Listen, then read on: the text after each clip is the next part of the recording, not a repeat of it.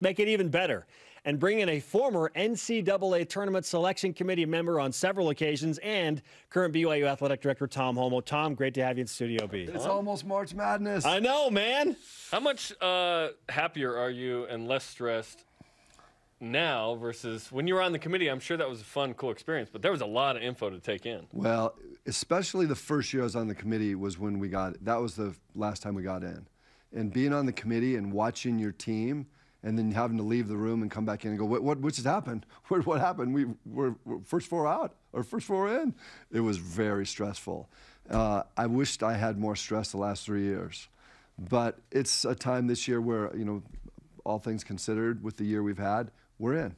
It's just a matter now of what we can do to finish off these next couple of games that we have. Super important game Saturday, then the tournament, and then here we go. Let's talk about that game on Saturday. What kind of impact could BYU's result against Pepperdine have on seeding for the Cougars with just a few games remaining? Really, the way I look at it is this game against Pepperdine Saturday is almost like the first game in the NCAA tournament. Because whatever happens in this game, win or lose, it's going to affect where we're seated in the tournament. Now, we're talking way down the road. I shouldn't do that. I'm a former coach. But you really have to take this game and put all your attention into it, and which they will, because that has a lot to do with where we get seated down the road. I like that point that this is essentially like a quarterfinal. If you approach it that way, it feels even bigger, right? So BYU at Pepperdine Saturday. Then BYU goes to Vegas. Should the Cougars win Saturday, they'll be the 2 seed, and that's a big deal because you get the Gonzaga bracket, the 1 and 2, get a triple bye. That's a big deal too. It certainly is, and there's a reason that the WCC Executive Council went to this schedule for the WCC tournament, because we were in a situation a number of years ago where you had a really high-seeded team like Gonzaga or particularly BYU or St. Mary's, and you'd get into the tournament and you'd be playing the winner of the 10-9 game, and you'd win that game and drop in your then RPI, now net. Now that can't happen. Whatever happens, the top 2 seeds, whoever they may be, are going to get buys, and they'll be playing a really good net team, and it's not going to affect them in an adverse way if they were happen to lose that game. And what's great for BYU, and we've talked about it, is there are 2 quad 1s sitting there, possibly, right? Yeah. St. Mary's, and if you get through that one, you think Gonzaga is likely to get in the next 2 quad 1s, maybe. Yeah, quad 1s are a beautiful thing come Selection Sunday, and I think everybody's starting to understand how that works. I really enjoy the fact that people have caught on to what the quad system means. And when it first came out, what's this quad business? I think every analyst knows exactly what it is. And most of the kind of yeoman people out there can go, oh, yeah, quad, we need to play a better schedule. And I love that. And this year was exactly that. And that was a gift from you guys and Dave Rose and everybody to have Maui, to have Houston, to have San Diego State. This was perfectly set up for this group of 7 seniors, right? Right, and it's kind of fun, like we'll go back to football scheduling now. People are always going, we going there, Tom? How about the schedule? What do we do? And this is a situation, football and basketball are way different, right. But the stars were perfectly aligned this year. The schedule was such that if you brought the players together and the coaching staff and all the chemistry on the team came together with the schedule, bam, you got it. And that's what happened. That's why we are where we are in our net. 30 in D1 and 9 in non-conference. Wild. Schedule. Just awesome. Yeah, well, and it certainly helps when you win a few of those big games. On the other side of it, if we didn't really have a loaded team this year and it was a weaker rebuilding, it would not look good and we'd be taking criticism. It just happened such that stars were aligned. BYU Athletic Director Tom Holmoe with us on BYU Sports Nation. Right now, the Cougars are projected as a 6 seed in most major bracketologist rundowns. ESPN, Joe Lunardi, of course, leading the way there. 2 spots out of a potential 5 seed. So on the seeding line, I wish I could give you a blind resume and say, oh, it's not attached to BYU per se, because I know it's different now for you, but is it too high, too low, or just right? Do you think they've earned the 6th seed? I love our team, and so I'm going to be biased, and I'm going to be very optimistic about where we could be. But that's not really my duty as the AD. Everybody in BYU Cougar Nation is going to feel like we deserve more and better. But being on that committee and knowing that, I'm just going to go, let it go, let it flow. What's going to happen is the way we play Saturday and the way we play in Vegas is going to give us the right seed. We have nothing to do to affect that other than to play well and win. And so these are not home games. They're neutral games, well, except for Saturday, a road game. So there's a lot of work that we can do Saturday and in Vegas that's going to enhance our opportunity to be a 4, a 5, a 6. On the other side, a 7 or an 8. Don't say 8, There's Tom. a lot. No 8 or 9. There's a lot of work that has to be done by the Cougs. Let's talk about the Sunday play issue and how that affects BYU on the seed line. Can you explain as a committee member, okay, if BYU's in and Sunday play is not a thing, they're limited to the Thursday, Saturdays, and how that may affect seeding for a team like BYU? Sure. It's actually pretty simple that I've seen it, and I've actually watched it happen. But you have this software package, and they start putting the teams in and seeding them, the 1, the 2, the 3, the 4 on the first line. Then you go to second line, 2, 5, 6, 7, 8. When you get to BYU, the package, the software package says, have to play on Thursday. And so now all of a sudden, if BYU was slotted to go in at, say, I'm just going to throw out a number, 20. There you go. You'll like that one. And that number 20 tournament game was on a Friday, Sunday. They would move BYU to the next line. Okay. Meaning 21? 21. Okay. Not down another whole line, right. But 21. But if they were 23 and the next cut for a 6 was a 24, then they'd go down a seed line 5 to 6. Possibly. You could possibly go down a whole seed line. Gotcha. And I would have to tend to agree that where we are, it's possible that they could move them up. So up is a possibility. It's very, very thin. Okay. The probability would be they move them down, and I'm okay with that because that's the way it works. The same thing would hold true if for some reason, like you say, some people are saying there's 10 teams in the Big Ten.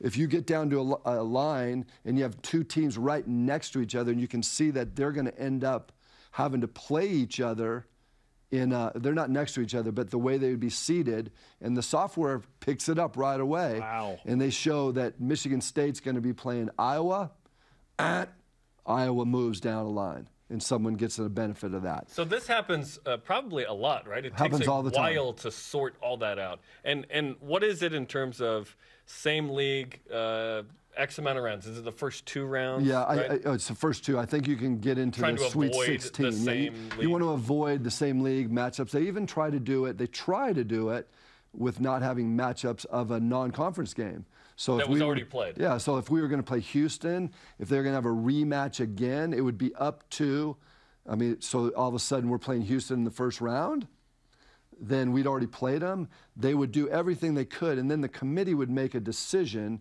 to say whether or not that was in the best interest or if it would be an unfair thing to move Houston or BYU somewhere down the seed line.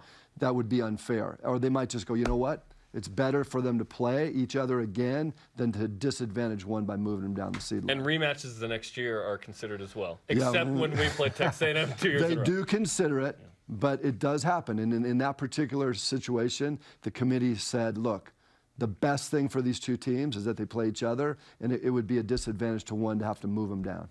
You spent 4 years on this committee, right? Yeah. 4 years. You've been in the room, so we're fascinated by all of this. When a team like BYU is placed, and they obviously have to be in a Thursday, Saturday quadrant, how much can the committee be like, well, we want to do it regionally. We want BYU to be somewhat close to home. Does that factor in at all for a team like BYU? No, not really, and it really shouldn't.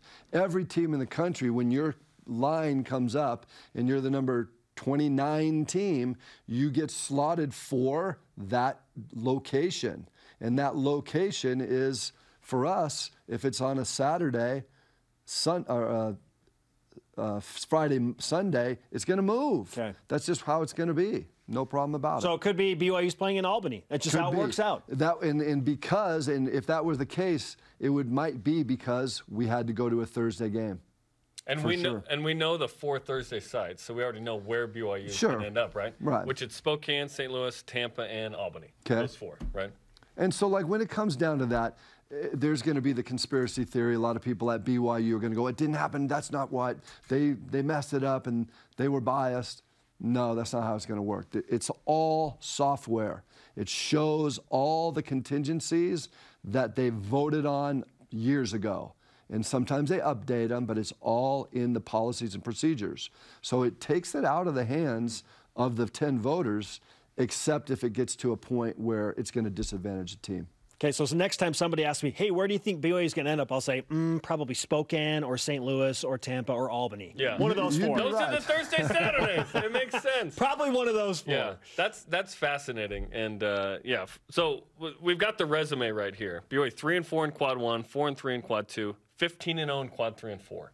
How do you feel about this resume with a week to go in the regular season? I feel great about it. I think one of the things that's happened in the last couple of years is we've had teams during the regular season where you're thinking, you know what, we got a shot, and then we would lose to a quad 3 team or maybe a quad 4 team. Killer. When you get in that room on Selection Sunday and you look at quad 3 and quad 4 losses, there's nothing that's going to drop you faster in the seeding or out of the tournament than that.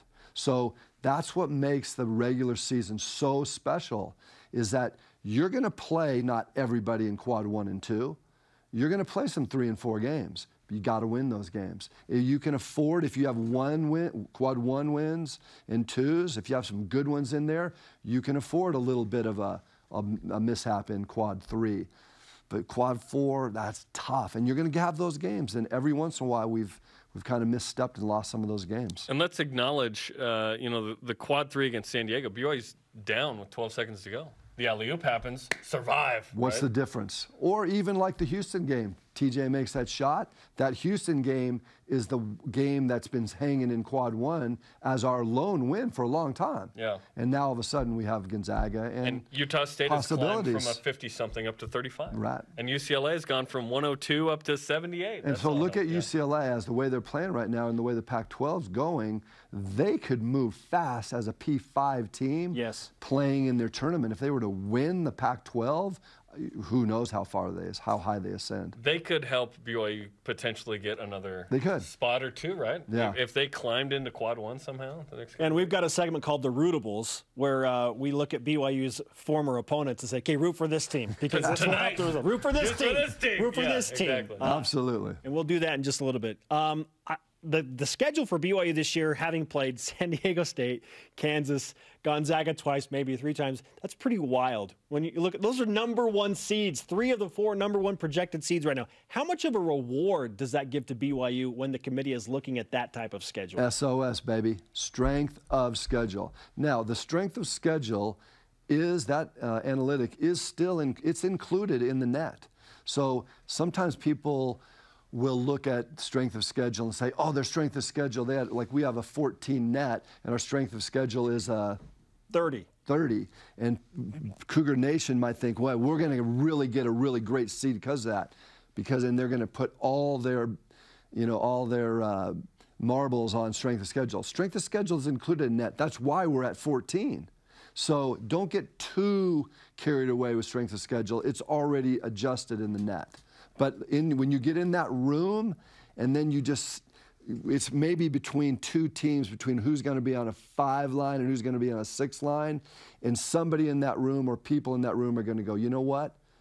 BYU challenged themselves in their schedule, and it just will happen that this might be a 30, and this team just might be a 190. They might be a really good team, but their non-conference schedule was not very good, and that difference right there puts BYU on the 5 instead of the 6. Wow. Give us an idea of what it's like in the room when there's a back and forth and a debate happens and agendas are had and certain numbers or metrics are favored. What's that like? It's beautiful. That's what I wish, and the media wishes they could be in the room. And it's a debate that happens every year. Why don't you let us cover it?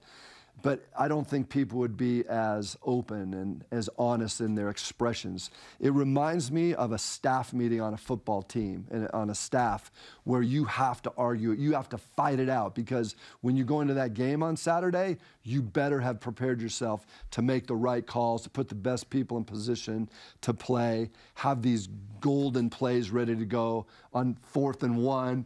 You have to have all these situations, and that's what happens in that room. You're super prepared because you fight it out. And that's the thing I miss the most. You might be staring someone down across the table because you know you're going at it, arguing on a situation. And then when we take a break, you go give them a hug and go, all right, we got the right team in. That's us before every show, Tom. This should be trending. There's a lot of truth in that. Yeah, a lot of truth in that.